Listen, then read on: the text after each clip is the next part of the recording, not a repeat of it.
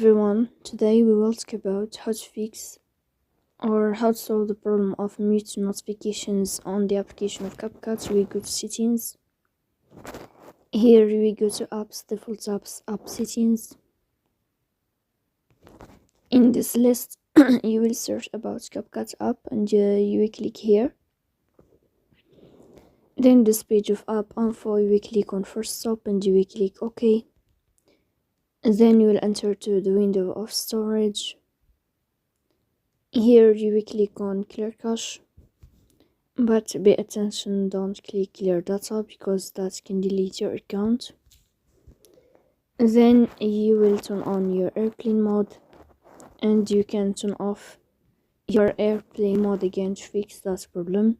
So please don't forget to support us by like and subscribe. See you next time and thank you for your watching.